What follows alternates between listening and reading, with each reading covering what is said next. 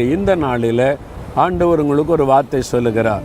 என்ன வார்த்தை தெரியுமா? 1 சாமுவேல் 26ஆம் அதிகாரம் 25ஆம் வசனத்தில், என் குமாரனே, என் குமாரத்தியே, நீ ஆசீர்வதிக்கப்பட்டவன், நீ ஆசீர்வதிக்கப்பட்டவள், நீ பெரிய காரியங்களை செய்வாய், மேன்மேலும் பலப்படுவாய்.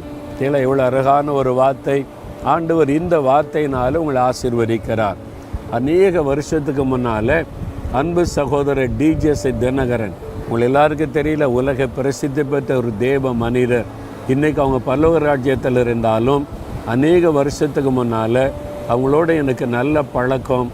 ஒரு சமயம் எனக்கு ஒரு பைபிள் கொடுத்தாங்க, ஆங்கில வேத புஸ்தகம். எனக்கு ஏதாவது ஒரு வசனம் எழுதி கொடுங்க அப்படின்னு சொன்னேன்.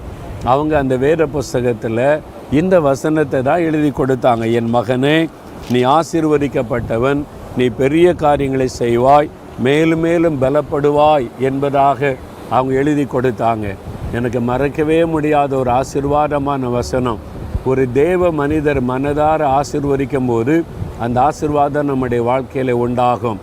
அதே மாதிரி தான் இன்றைக்கு ஆண்டவர் இயேசுவின் நாமத்தில் நான் உங்களுக்கு சொல்லுகிறேன், என் மகனே, என் மகளே, நீ ஆசீர்வதிக்கப்பட்டவன், நீ ஆசீர்வதிக்கப்பட்டவள், நீ பெரிய காரியத்தை செய்வாய், நீ மேன்மேலும் பலப்படுவாய் என்று இயேசுவின் நாமத்தில் உங்களை ஆசீர்வதிக்கிறேன். அதனால் தைரியமாக இருங்க, எதை குறித்தும் பயப்படாதங்க. நீங்கள் மேன்மேலும் ஆசீர்வதிக்கப்படுவீங்க. அதனால் சந்தோஷமாக ஆண்டவரை துதிங்க.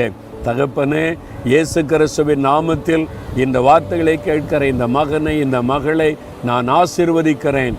அவங்க மேன்மேலும் பலப்படணும், பெரிய காரியத்தை நீங்கள் அவங்களுக்கு செய்யணும். இவங்க மற்றவங்களுக்கு பெரிய காரியத்தை செய்து சாட்சியாக இருக்கணும்.